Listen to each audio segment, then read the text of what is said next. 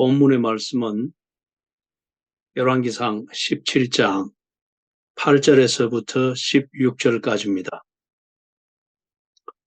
지난 주일 오후 예배에 이어서 엘리야가 하나님을 순종하는 또는 엘리야를 통해서 하나님께서 이스라엘을 향한 섭리를 이어가시는 것을 보게 됩니다. 8절에서 보면은 하나님께서 엘리야를 일상에서 만나고 감찰하시고 인도하시는 것을 볼 수 있습니다. 지난 시간에 볼 때에는 1절에서부터 7절 거기서 하나님께서 엘리야에게 명령하셨고 엘리야는 하나님을 순종했습니다. 순종하기 위하여 하나님의 말씀을 들었던 그 자리를 떠나서 새로운 곳 그릿 시넷가로 가야만 했습니다. 우리 삶의 현장에서는 상사가 밑에 있는 부하에게 명령하였을 때 그 부하가 명령을 지키기 위해서 다른 장소로 가면은 명령한 상사는 그냥 기대와 한편 염려 속에서 부하가 명령을 온전히 수행하고 돌아오는 것을 기다릴 뿐입니다. 그래서 군대의 상황에서는 명령을 따라서 작전을 수행하기 위하여 적진에 들어간 부하가 돌아오지 못하고 명령에 복종하는 그 임무를 수행하다가 죽는 경우가 들어 있습니다. 그럴 때에 그를 국가에 충성한 군인이라 하여 장렬한 죽음을 기념하지만은 그러나 그의 순종과 복종을 지켜주는 명령자는 없습니다. 고의는 아니지만은 그게 한계입니다. 그런데 오늘 8절을 보니까 명령하신 하나님이 그 명령을 순종하는 엘리야의 일상 속에 함께 계시는 것을 봅니다. 명령할 때에 엘리야가 있던 곳에 함께 있던 하나님, 그 명령을 순종하기 위해서 그릿 시넷가에서 고립된 삶을 살고 있는 엘리야와 함께 있는 것을 봅니다. 그리고 그 상황을 관리하시고 그 상황에 따라서 엘리야가 순종을 온전히 할 수 있도록 상황을 감찰하시며 그리고 순종에 합당하도록 엘리야를 인도하고 있는 것을 봅니다. 명령에 순종하고 있는 엘리야를 책임지고 계시는 하나님을 볼 수 있습니다. 9절에서 보니까 새로운 명령을 주십니다. 아르밧으로 가라고 합니다. 지금 레바논 거기에 있는 시돈이라고 하는 이 항구 도시가 있죠. 그 지경 근처에 있는 사르밧으로 가서 머물라라고 합니다. 그릿 시내가는 요단강 건너편 지금 요르단 땅 그쪽에 있습니다.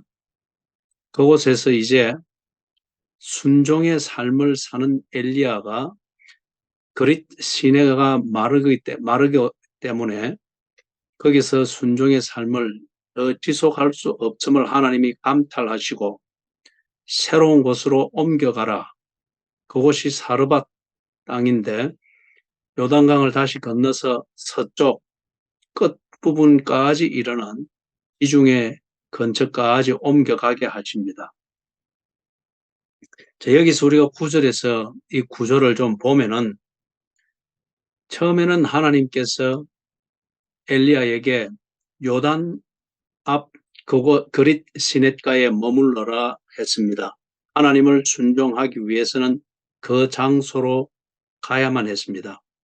그런데 이제 어느 환경이 되니까 하나님께서 엘리야로 하여금 사르밧 땅으로 가서 거기 머물러라 라고 합니다. 좀 과장해서 말하면 동쪽 끝에 머물라라고 하신 하나님이 이제는 또 서쪽 끝으로 가서 거기서 머물러라라고 합니다. 그 명령을 하신 이유는 딱 한 가지입니다. 엘리야가 순종의 삶을 살기에 적합한 그 환경으로 옮기신다는 것입니다. 그 다음에 그릿 시내가에 머물게 하실 때에 그때는 하나님이 약속하기를 까마귀들에게 명령하여서 떡과 물을 먹게 하시겠다. 일상의 삶에 필요한 일용할 양식을 공급하는 수단으로 까마귀들을 말씀하셨습니다. 그런데 이제 사르밧 땅으로 옮기게 되면은 그곳에서 일상의 삶을 사는데 필요한 일용할 양식을 공급하는 한 수단으로서 사르밧 땅에 있는 한 과부에게 명령할 것이라고 합니다. 다시 말해서 그 땅에 살고 있는 한 과부를 통하여서 엘리야의 일용할 양식이 공급될 것을 말씀해 주셨습니다. 여러분, 여기서 우리가 볼 수 있는 것은 하나님을 순종하는 일상의 삶을 사는 데 있어서 장소나 여건이 결정적인 조건이 될 수 없다는 겁니다. 두 번째는 순종의 삶을 사는데 일용할 양식을 공급받는 수단, 이것이 순종의 삶을 좌우하는 것이 아님을 또한 알 수 있습니다. 많은 그리스도인들이 하나님의 말씀을 순종하는 그런 신앙의 삶을 살아야 된다고는 하고 다짐도 하고 기도도 합니다마는 정작 하나님의 뜻이 깨달아졌을 때에 그 뜻을 순종하는 삶을 실천하는 문턱에서 우리는 살아야 될 장소, 위치, 환경, 무엇보다도 먹고 사는 문제, 이걸 어떻게 해결할 수 있는가, 그 조건과 가능성을 진지하게 따집니다. 그리고 순종의 삶을 왜곡시키게 되는 것을 봅니다. 하나님께서 엘리야를 감찰하시며 엘리야의 일상의 삶 가운데 계시면서 엘리야의 순종의 삶이 온전해지도록 하나님은 일상의 삶을 주관하고 계시는 것을 봅니다. 일상의 삶의 모든 것을 주관하시는 하나님의 일하심을 볼 때에 우리가 순종의 삶, 그리스도인의 삶에 꼭 필요한 것이라 여기면서 가장 중요하게 여기는 조건인 먹고 사는 문제, 어디서 어떤 환경에서 어떤 조건에서 살 것인가, 이것을 따지는 우리의 원리와는 전혀 다릅니다. 하나님이 하시는 것은 엘리야에게 하시는 것을 볼 때에 엘리야의 순종의 삶이 온전히 이루어지도록 인도하시는 것, 이게 중심이었습니다. 이것에 따라서 엘리야를 보니까 엘리야는 순종의 삶을 사는데 먹고 사는 문제, 이것을 해결하는 수단을 따지지 않았습니다. 그리고 이곳에서 살면 순종이 될 것 같다, 저곳에서 살면 방해가 될 것 같다, 환경을 따지지 않았습니다. 엘리야가 순종의 삶, 우리말로 하면은 그리스도인의 바른 신앙 생활을 위하여서 그가 결정하는 중심으로 삼았던 것은 하나님을 올바로 순종하는 것, 그것이 중심이었습니다. 하나님을 순종하는 것이라면은 그는 그리스도인에 가든 서쪽 끝 사르밧 땅이든 관계하지 않았습니다. 까마귀를 통해서 일용할 양식을 먹게 되든 사르밧 땅에 있는 한 과부를 통해서 일용할 양식을 공급받게 되든 그 수단에 대하여서도 그는 결정적으로 중요한 것으로 여기지 않았습니다. 하나님의 말씀을 순종하는 그리스도인의 삶을 바로 살 수 있다고 하면은 그게 그가 가야 할 곳이고 머물러야 할 곳이고 그가 일용할 양식을 받는 일상생활을 사는 생활의 내용이 되었습니다. 하나님을 순종하는 것, 그게 목적이었고 이 목적을 이루는데 필요하다면 그는 어떤 조건이든지 그것이 내 삶, 내 일상의 삶으로 알고 받아들였다는 겁니다. 여러분, 우리의 삶의 진로를 고민하고 그 진로를 따라서 적합한 생활 환경을 찾고 결정하는 것 중요한 문제입니다. 가볍게 여길 수 없고 그 다음에 막연하게 적극적으로 할 수 없는 문제입니다. 그러나 진로와 그 다음에 그 진로에 적합한 생활 환경과 조건을 결정하는 기준이 무엇이냐 하는 것이 중요합니다. 하나님을 순종하는 삶, 그리스도인의 바른 삶을 사는데 적합한 진로, 그리고 생활 환경과 조건을 그렇게 따져보고 결정하는 것. 이것이 엘리야의 삶이었고, 그리고 이것은 그리스도인들이 그렇게 살아야 하는 것, 그것이 올바른 일상의 삶이라 하는 것을 가르치는 하나님의 말씀입니다. 지금 우리가 고민하고 있는 진로, 또는 지금 우리가 고민하고 이리저리 죄어보고 따져보고 있는 생활 환경, 생활 조건, 과연 이것을 따져보고 재어보고 있는 기준이 무엇일까요? 돌아보고 생각해 보아야 될 중요한 문제입니다. 10절, 11절에서 엘리야가 하나님이 주신 이 새로운 말씀, 사르밧 땅으로 가서 거기 머물러라 하는 이 말씀을 받들고 순종합니다. 그런데 순종하는 모습이 단순합니다. 이걸 한마디로 말하면은 어떻게 정리할 수 있을까요? 순종은, 하나님을 순종한다고 하는 것은 하나님이 주신 말씀, 그 명령을 그대로 받아들이고 그것을 그대로 믿고 그리고 그것에 근거하여서 바로 일상생활을 사는 것입니다. 이게 순종이지요. 그 명령은 하나님의 말씀이니까 존중하지만은 그 명령대로 꼭 그렇게 오늘 당장 이것부터 해야 되나, 이렇게 일상생활을 고쳐가야 되나, 이걸 확인하기 위해서 증거를 기다리고 있고 확신할 만한 그 어떤 계기, 그럴 만한 하나님이 숨겨 놓았을 법한 조건, 그런 선물, 이것을 찾는 것에 시간을 낭비하고 그것에 관심을 가지고 일상의 삶이 하나님의 명령대로 당장 실천되지 않는다고 하면은 그것은 순종이 아니라는 겁니다. 순종은 하나님이 명령하신 그것을 그대로 인정하고 그대로 받아들이고 그리고 그 명령대로 일상의 삶을 사는 겁니다. 이것을 지금 10절, 11절에서 보여주고 있죠. 12절에서 이 엘리야를 만난 과부가 엘리야와 더불어서 대화를 나누는데 여기에서 우리는 이 과부의 삶을 볼 수 있습니다.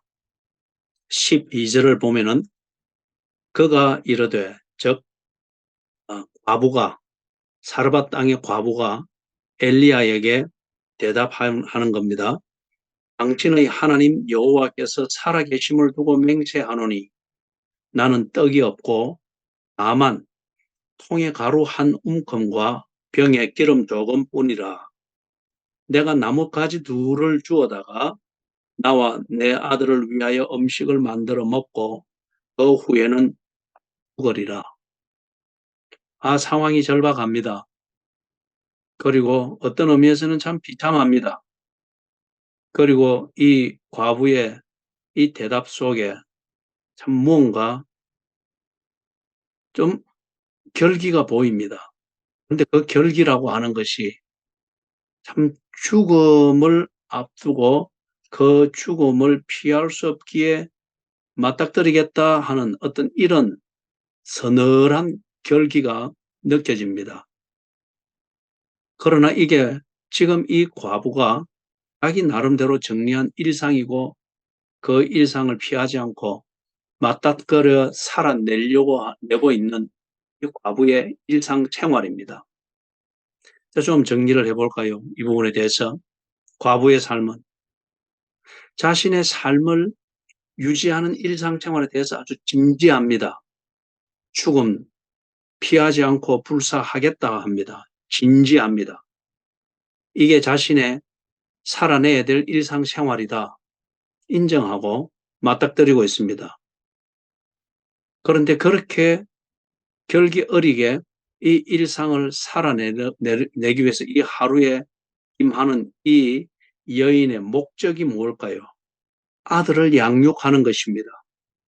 그런데 아들을 양육하기 위하여서 죽음을 맞닥뜨리고 불사하겠다는 이 결기 어린 이 어머니, 이 과부의 이 결기 어린 삶의 태도도 먹일 양식이 없으니까 삶의 목적인 아들을 양육하겠다고 하는 이 목적에 대한 진지함도 어쩔 수 없이 끝이 나는 시점입니다.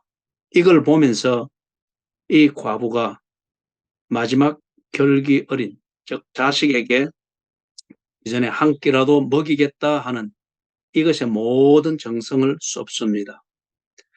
참 좁게 보면은 이 아들에게 한 끼라도 먹이겠다고 하는 이 결기가 참 갸륵하고 감동적입니다만은 넓게 볼 때는 참 서글픕니다. 과연 아들을 양육하겠다고 하는 이 삶의 목적이 이렇게 서글프게 끝나는가? 그리고 이 목적, 아들을 양육하겠다고 하는 이 목적이 양식이 떨어지면은 어쩔 수 없이 포기해야 되고 그냥 죽고 끝나야 되는 그런 정도의 목적밖에는 안 되는가? 그렇다면은 이것을 목적으로 삼고 삶을 집중할 수 있는 그런 가치가 있나?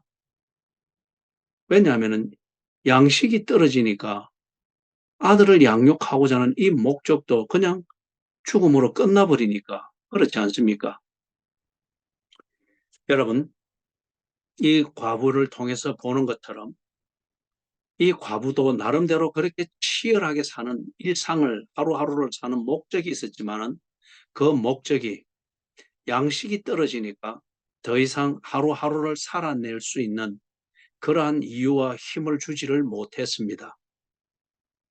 이런 것을 이런 것마저도 극복해내고 일상의 삶을 끌어가지고 먹고 힘을 내서 내가 살아야 할 이유를 각인시켜주고 그리고 하루하루 살아내는 이 일상을 가치 있게 만들고 목적을 이룬 인생이 되도록 나의 하루하루의 일상의 삶을 책임져주고 보장해주는 그런 목적이 있다면 그건 어떤 것일까요? 이 과부가 가지고 있던 일상의 삶을 사는 목적은 고상하지만은 양식이 떨어지니까 그 환경, 그 조건을 극복해내지 못하는 목적이었습니다. 이런 목적까지, 이런 상황, 이런 것까지를 극복해내주고 끌어내주는 그 삶의 목적이 있다면 우리 김덕순 집사님에게서 보듯이 그런 삶의 목적이 있다면 그것은 무엇일까요? 12절, 13절, 14절에서 엘리야가 그걸 이 과부에게 가르쳐 줍니다. 13절 엘리야가 그에게 이르되, 즉 그에게는 과부를 말합니다. 사르밧 땅의 과부죠. 엘리야가 사르밧 땅 과부에게 이르되 두려워하지 말고 가서 네 말대로 하려니와, 즉 일상을 살아야지. 그리고 있는 그 밀가루 가루 한 움큼과 기름을 가지고 만들어서 너와 아들이 먹어야지. 일상을 살아야지. 그런데 어떻게 살아라고 합니까? 먼저 그것으로 나를 위하여 작은 떡 한 개를 만들어 내게로 가져오고 그 후에 너와 네 아들을 위하여 만들라. 지금 여기서 엘리야가 지 먼저 먹겠다고 내게 가져오라. 그런 의미는 아닙니다. 하나님께서 주신 말씀을 지금 이 사르밧 땅의 과부가 알아들을 수 있도록 전해주고 동시에 이 사르밧 과부가 그 말대로 그것을 인정하고 받아들이고 그대로 실행하는지 지금 실험을 하는 것과도 같습니다. 그러나 분명한 것은 먼저 삶의 목적이죠.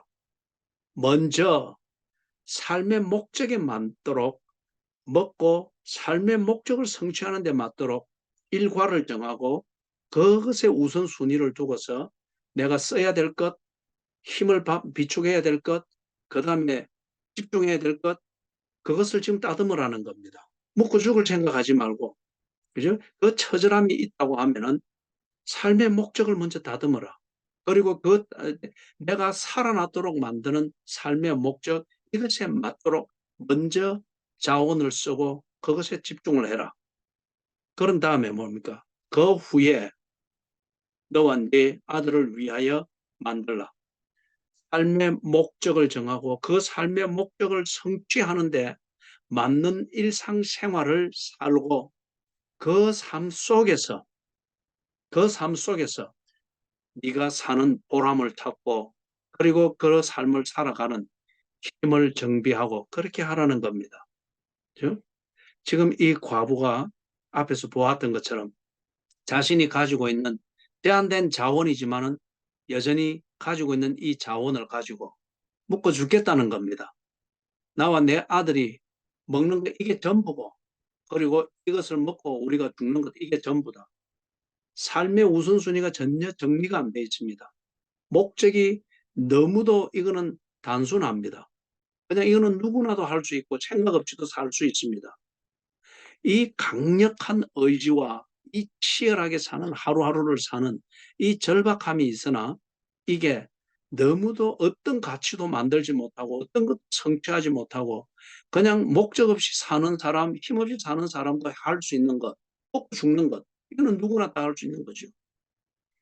그래서 지금 엘리야가 이 사르밧 땅 과부에게 그 치열함과 일상을 사는 진지함과 그리고 조금 부족하다 여겨지지만 그러나 있는 이 자원을 가지고서 살아남는 것. 이 일상의 삶을 가치 있게 만들어서 목적을 성취하여 가치 있게 만드는 이 삶으로 정리를 해줍니다. 어떤 환경이라도 극복하여서 네 삶을 가치 있게 만드는 목적을 가져라. 그리고 그 목적에 집중되어진 그 우선순위를 정리를 하여라. 그리고 목적을 성취하는데 그것에 합당하도록 네가 가진 자원을 쓰고 네게 있는 이 하루를 쓰고 그리고 이 하루의 삶을 통하여서 목적에 근접해가는 이것을 볼 수 있는 삶을 살아라. 이렇게 정리를 해준 겁니다. 여러분 이걸 볼 때에 생각나는 것이 있죠. 마태복음 6장 33절에서 예수님께서 이 일상의 삶을 치열하게 살지만은 늘 가난과 무지함 그것에서 뒤엉켜서 정리되지 않는 일상을 그냥 치열하게 살기 위해서 몸부림치며 사는 갈릴리 지역에 가난한 사람들이 모여들었을 때 예수님께서 그들에게 말씀해 주었지 않습니까? 너희는 먼저 그의 나라와 그의 의를 구하라. 그리하면 이 모든 것을 너희에게 더하시리라. 그들이 하루하루를 먹고 살기 위해서 살아남기 위해서 치열하고 집중하고 진지하지만은 어떤 것도 그리 살아야 될 이유도 모르고 이유도 없고 그러다 보니 되는 대로 살고 있으니 치열함 속에서 적극적인 삶 속에서 그냥 죽는 거예요. 예수님이 이걸 정리해 주었습니다. 그것은 먹인다고 해서 사는 것이 아니고 먹여놓은들 내일도 똑같은 것이기 때문에 먹이는 것이 중요한 것이 아니고 어떤 것이 있더라도 살아낼 수 있도록 만드는 목적과 그 목적에 집중되어진 그래서 관리되어진 일상을 사는 것이 중요하기 때문에 예수님께서 그 목적, 그러나 그 목적이 단지 하루 묵고 죽어도 죽도록 만드는 그런 가치없는 목적이 아니고, 양식이 부족하면은 그냥 먹고 죽는 것 외에는 달리 할 게 없는 그러한 목적이 아니고, 내 하루하루의 삶과 나의 이 치열함과 그리고 적극적이고 진지한 하루하루를 자세로 하루하루를 살아내는 이 삶과 노력과 시간을 책임져 주는 삶. 그리 시냇가에서 일상을 사는 엘리야를 책임져 주시던 하나님. 그래서 사르밧 땅으로 옮겨서 그 일상이 목적을 이루도록 인도해 주시고 감찰해 주시고 책임져 주시듯이 바로 그 나의 일상을 그렇게 책임져 주는 이 목적, 그것이 무엇이냐? 예수님께서 가르쳐 주신 것이죠. 너희는 먼저 그의 나라와 그의 의를 구하라. 이게 지금 17장, 열왕기상 17장에서 엘리야가 하나님의 명령을 순종하는 것. 이게 지금 그의 나라와 그의 의를, 먼저 그의 나라와 그의 의를 구하는 것이죠. 그러니까 이 모든 것을 너희에게 더하시리라. 하나님께서 까마귀들을 명하여 일상을 살아낼 수 있는 것을 공급합니다. 거기에 시내가 마르니까 사르밧 땅으로 옮기게 해서, 그리고 그 과부를 통하여서 일상을 살아내는 데 필요한 일용할 양식을 공급받게 하십니다. 먹는 것이 부족하고 먹는 것이 산해진미는 아닐지는 모르나, 그러나 명령하신 하나님을 순종하는 것, 즉 먼저 그의 나라와 그의 의를 구하는 걸 통하여 내 삶, 하루하루의 삶이 헛되게 끝나기 위하여 가는 것도 아니고 죽기 위하여 사는 것도 아니고 목적을 성취하는 것이 될 수 있도록 그렇게 인도해 주십니다. 책임져 주십니다. 그래서 14절에 보니까 이스라엘의 하나님 여호와의 말씀이 나 여호와가 비를 지면에 내리는 날까지 그 통의 가루가 떨어지지 아니하고 그 병의 기름이 없어지지 아니하리라 하셨느니라. 지금 이 여인이 삶의 목적을 정리해야 합니다. 아들을 양육하기를 정말 원하는 것, 이 목적을 이루려고 하면은 하나님께서 주시는 이 명령, 하나님의 말씀을 순종하는 일상을 사는 것, 이것을 이 높이, 이 수준으로 삶의 목적을 정리해야 합니다. 하나님의 명령을 순종하고 하나님이 감찰하시는 하나님의 인도하심을 순종하며 따르는 이 삶, 이 일상을 사는 삶이 될 때에 그 안에서 아들을 양육하는 이 일상, 이것이 하나님이 보호하신다는 겁니다. 책임져 주신다는 겁니다. 여러분은 어떤 목적을 위하여서 오늘을 그렇게 치열하게 사셨습니까? 오늘을 사셨던 것처럼 그렇게 치열하게 산다고 하면은 내일은 좀 더 나아지고, 그리고 목적이 이루어지는 것을 보는 보람이 넘치겠습니까? 아니면은 당신도 먹을 것이 모자라고 사는 형편이, 거리 시냇가에 시내가 물이 마르는 것처럼 사는 형편이 기대처럼 되지 아니하면은 당신도 그냥 하루하루 사는 것, 그게 전부로 알고 좀 더 편하게 살다가 죽지 뭐, 그렇게 만드는 목적을 붙들고 오늘을 그렇게 살았다고 하면은 지금 이 말씀을 들으면서 여러분의 삶의 목적을 정리하십시오. 여러분의 삶의 목적, 하루하루를 살아야 되는 목적이 하나님의 말씀을 듣고 그 말씀을 믿고 순종하는 그런 목적이 되도록 정리하십시오. 그러면 하나님께서 여러분이 목적을 성취할 수 있도록 일용할 양식을 공급하시고 여러분의 하루하루를 감찰하시며 인도하실 것입니다. 14절, 15절을 보면은, 15절, 16절을 보니까 이 말씀대로 이 여인의 가루를 담는 통과 기름을 담는 기름병에 끊이지 않고 거기에 공급이 됩니다. 어떤 방식으로 기름통이 채워지고 가루통이 채워졌는지 그것은 모르겠습니다. 그런데 분명한 것은 하루하루를 사는데 필요한 일용할 양식인 가루와 기름이 언제나 그 통에 하루 먹을 만큼 차 있었습니다. 그리고 이 사르밧 땅 과부를 통해서 순종의 삶을 위해서 사르밧 땅으로 옮긴 엘리야를 먹이시겠다 하는 하나님의 말씀이 또한 성취되고 있습니다. 이 가뭄의 시기에 엘리야와 사르밧 땅 과부와 그의 아들이 하나님의 말씀대로 순종하는 이 일상의 삶을 사는데 그 일상의 삶에 필요한 일용할 양식을 끊임없이 공급받고 있습니다. 어떤 방식으로 채워졌는지 모르겠습니다. 그러나 분명한 것은 하루하루 먹고 살고 있고 먹기 위해서 사는 삶이 아니라 목적을 이루는 것, 즉 하나님의 말씀을 순종하는 이 목적을 위해서 필요한 만큼 먹으면서 살고 있습니다. 이 사르밧 땅 과부가 이게 하나님의 은혜이고 일용할 양식을 공급하시는구나. 하나님의 말씀을 순종하니, 즉 먼저 그의 나라와 그의 의를 구하니까 하나님이 이 모든 것을 내게 더하시는구나. 이걸 알았을까요?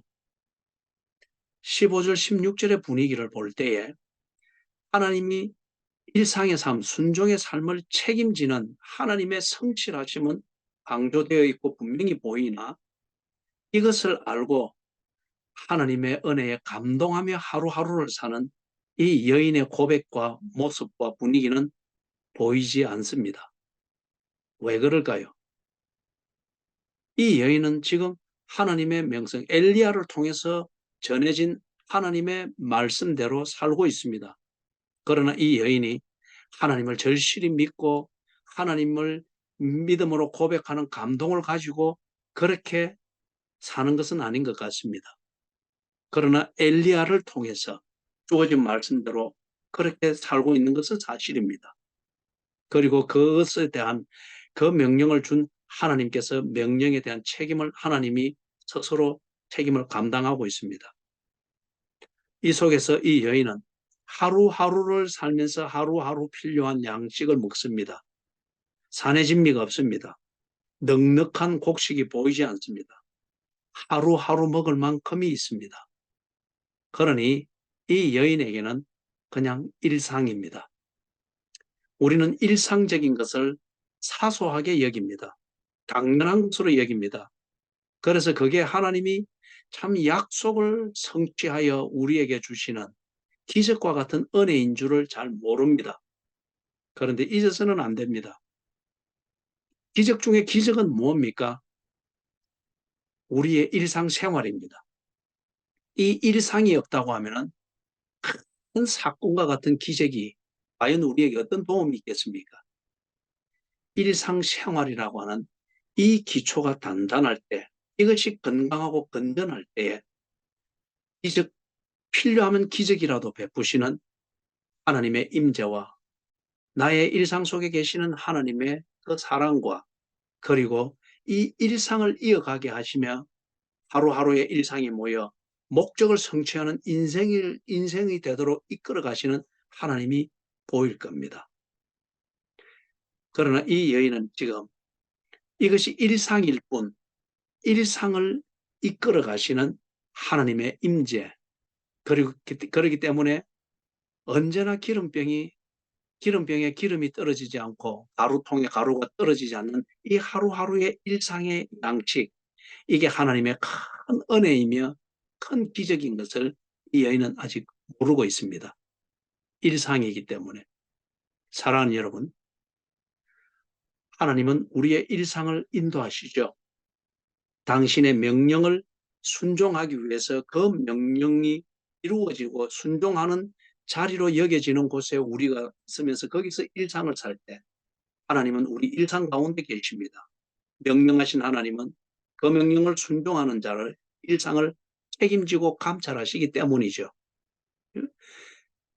그런데 우리가 일상에 매몰이 되다 보면은 이 일상 속에 계시며 순종의 삶을 책임져 주시는 하나님의 동행해 주심을 우리는 잘 못 느낍니다. 그냥 일상을 살아내는 것에만 급급하다 보니 그렇죠. 그러나 분명한 진리는 오늘 이 본문 말씀이 우리에게 계시하시는 분명한 진리는 명령하신 하나님이 그 명령을 순종하기 위하여 하루하루의 삶을 우리가 살아낼 때에 하나님은 그 일상 속에 계십니다. 그리고 그 일상을 살아내도록 필요한 모든 것들을 공급하십니다. 넘치도록 공급하신다는 게 아닙니다. 그 명령을 순종하는 데 적합한 일용할 양식과 일상의 환경을 공급하십니다. 이것이 오늘 본문이 우리에게 주는 진리입니다. 사랑하는 여러분, 우리의 하루하루의 일상은 이래서 의미가 있는 것이고 소중한 것입니다. 하나님을 순종하는 일상을 사시기를 바랍니다.